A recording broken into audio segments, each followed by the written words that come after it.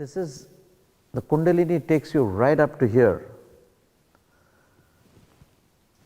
But from here is the nothingness. So she takes you to the ultimate far limits and reverses the process of the mind and the matter of creation into a dot. Then the dot goes into vanishing point. She takes you to self-realization. But there's a huge gap and a leap between self-realization in relativity and God realization in reality. So that is the quantum leap. That light cannot take you. Then there is a lightless light which lights that light, which lights the light of all our souls. This lightless light is the gap that bridges the gap. That is a grosser consciousness. And you see, what is light? Light is matter at its subtlest. And what is matter? Matter is congealed light. Light at its grossest. Got it? Yes. But there's something beyond light, because light, the wave particle, is still matter. So we do not know, there's a huge gap between consciousness and light. Light ushers consciousness. We don't know how the link happens. I've put a word called lightless light due to lack of the English vocabulary, due to lack of human words. So this is what bridges the gap, and you have to stay passive alertness. When you shift, when you make the shift, the paradigm shift from relativity to reality, you have to go through the rings pass not. And neither humans, nor demons, nor demigods, nor devas, nor gods have able to accomplish this.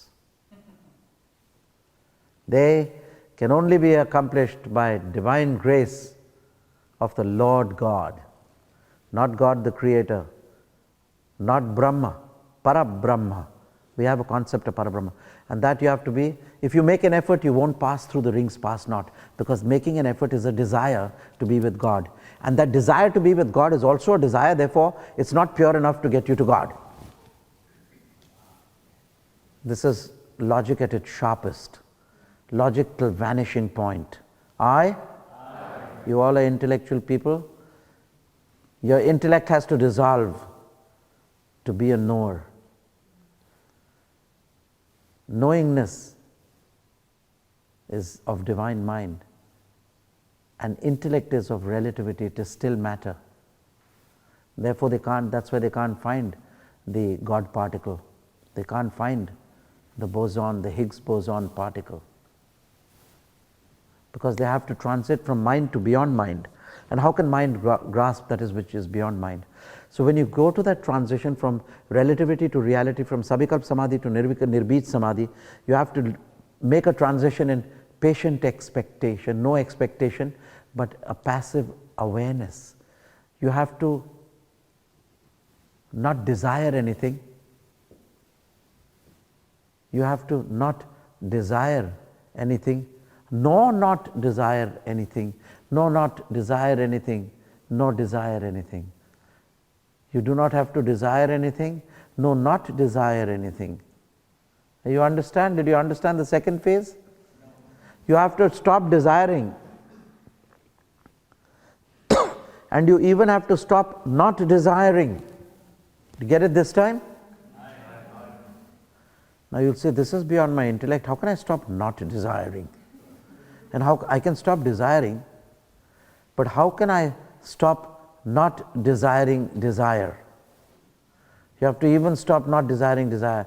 You have to be plain and pure beingness. And then the grace of the divine, the word grace, pulls you through the needle of your own star gate. That's how you make the transition. That's how you make the transition, by passive awareness. Just be. Because if you try, you will not pass the rings pass not. If you don't try, you will not pass the rings pass not, because you're not trying. So obviously you're not going to move through it. And if you try, you won't pass, because the desire will come in your way to go through the rings pass not. So both ways, what are you to do? Do nothing and be.